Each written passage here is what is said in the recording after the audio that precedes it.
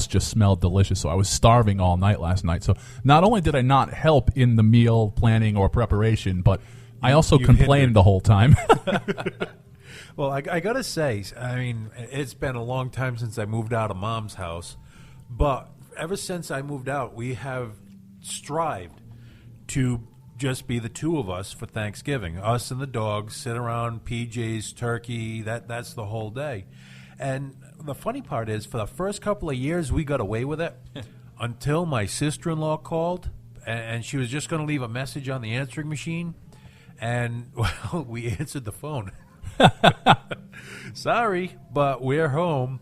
And she got really upset. Why do you guys want to stay? It's an eating holiday. We're already fat. We don't need to be any fatter. Leave us alone. We're going to have turkey McNuggets and some salad or something. And with the exception of maybe 5 years, we have successfully been just the two of us with the two dogs, PJs, watching the parade, and it's definitely a very good decompressor.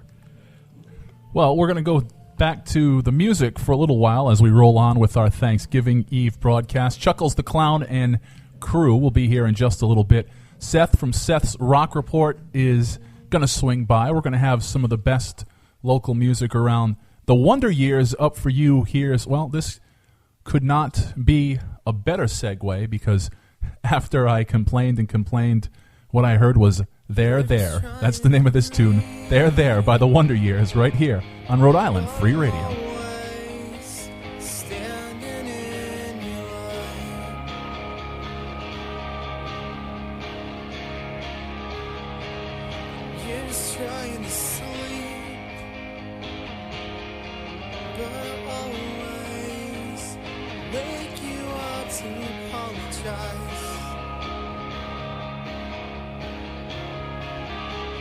Sorry, I don't laugh at the right time.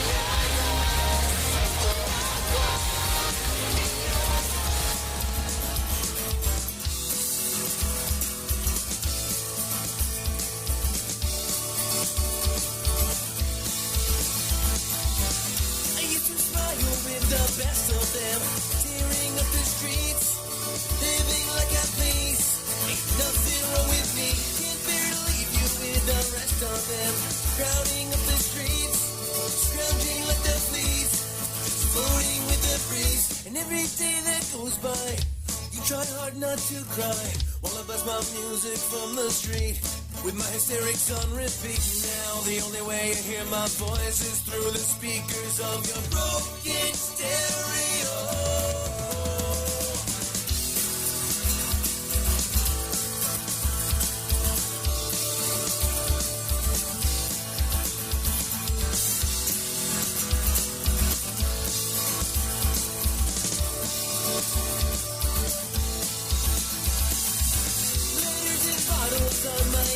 shadowing, making life a song. It's not helping me at all. I just document my fall. My target audience will overlook my writing on the wall. The secret to it all is the heroes always fought. And every day that goes by, I pray that you do cry. Heaven knows you can't survive when you keep it all inside. You're about to explode, and I can't diffuse you from your broken stereo. With your bleeding mouth and broken face, you tell me you're alright. But your blackened eyes and sordid gaze say you're losing the fight. You may not be the criminal, but this is most certainly a crime. The comfort that comes off first seems to surprise you every time.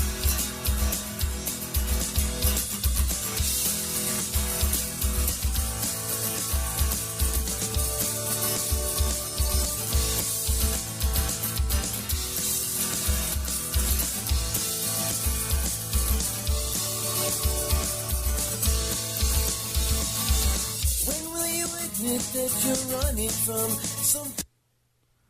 Off of This Is Not the End, Your Broken Stereo, the name of that one, a little senior discount right here on Rhode Island Free Radio. Online at rifreeradio.org, broadcasting live and local, hanging out with you on this Thanksgiving Eve.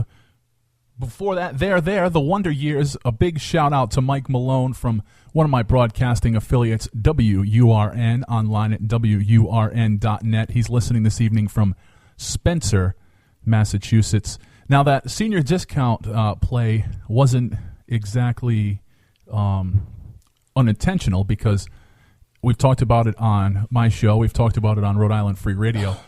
Chuck Station Manor, his humble abode, where he practices, where he lives, where he podcasts from, unfortunately was the victim of a fire a few weeks ago now, maybe 2 weeks ago. So they're having a big benefit this evening, and I believe that is at FET in Providence. Now, if you can't make it out, if you're heading out and about and you can't make it out, there also has they also have a GoFundMe going on. But the benefit tonight at FET will be going for quite some time. I think it's going until about midnight tonight. So if you're heading out there and hanging out, and of course we know that your Thanksgiving Eve options are huge. This is, as we talked about at the top of the hour, has become one of the biggest party nights of the year. Everybody's out there having a blast, and of course, as a fan of these nights, it's great. You know, it's a great time for people to decompress before they go ahead and get into what can be a stressful time of year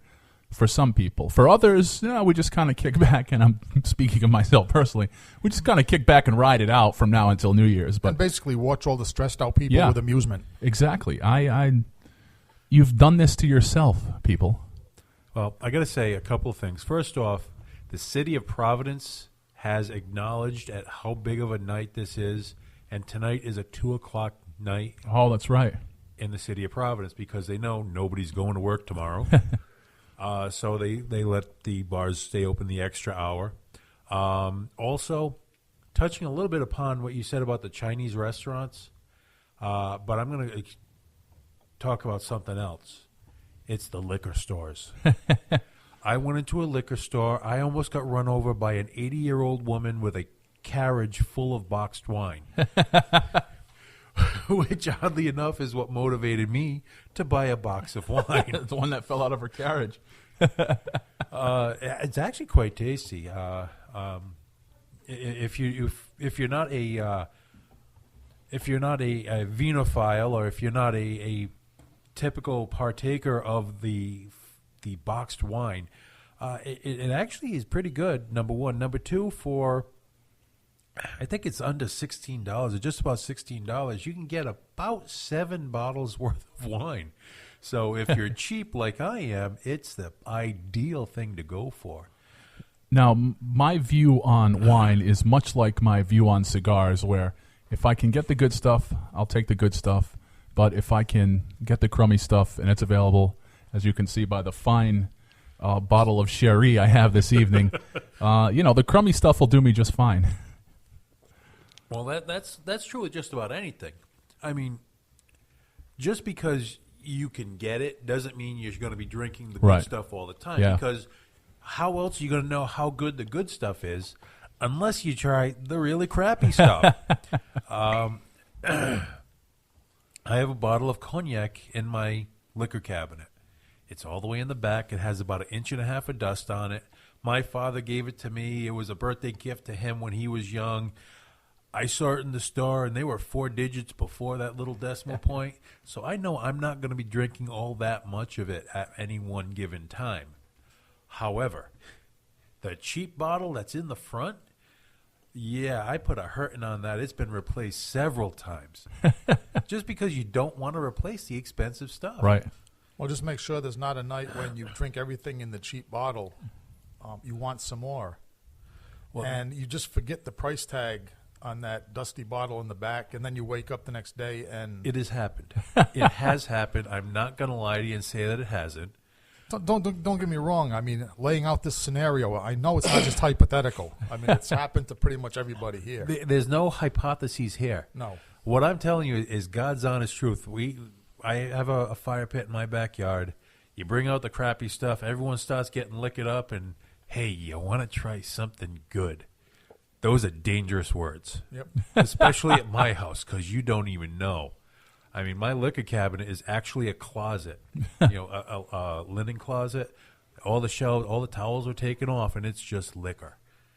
I think I've got a couple of dozen bottles in there, and it ranges from the really cheap cachaça. I think I spent like $5 on the bottle, to the bottle of VSOP cognac, to God only knows. And so how many times has this happened that you woke up the next morning and realized that you drank a whole bottle of something with a price tag you rather you didn't? I can recall 4 times off the top of my head. There's probably more. There was a bottle of Courvoisier XO that died a sudden and tragic death. I'm not going to lie. It was good from what I remember. Everyone else tells me that it was good too, but that was just before or just after a belly flop in the pool where I blacked out. Tony's laughing because he was there at the party. Now, since this has turned into an Alcoholics Anonymous meeting somehow, have you ever drank something to such excess where, and again, speaking from personal experience, just seeing that liquid makes you sick or makes you nauseous? I had that very experience with Jack Daniels. I drank so much Jack Daniels when I was a kid, like 21 years old, that just going into a liquor store, seeing a bottle of Jack Daniels would like make me a little nauseous. The short answer on my account is yes. I couldn't have, well, I don't even want to think about how many years ago this was, but It was during Prohibition. Back in my day. I wish there had been Prohibition on this particular night, because I drank enough Cutty Sarks on the rocks that I was sick for 3 days. I don't remember leaving the club. Didn't you crash your car, or was that a different time? No, I crashed my body. Luckily I had gotten a ride to the club. What happened was, the last thing I remember was staggering down the stairs to leave. I guess stories that have been told say that I made it out to the sidewalk, bounced like a pinball ball against a few Cadillacs, and basically awoke, I don't know, maybe about 6 hours later under the overpass at kind of where the George Washington Bridge goes over, from Providence into East Providence. I woke up, with all this broken glass and sharp rocks in my back, surrounded by weeds and tall grass. I looked up and I saw the what's that? Is it the Days Inn that you can see from that? I believe so. Yeah, that's the first coherent thing I remember seeing was the Days Inn sign with that little circle, and it says Days Inn. Yeah. Yeah. Staggered to my feet. For a second, thought I was in like a nightmare, because I saw a bunch of guys with pit bulls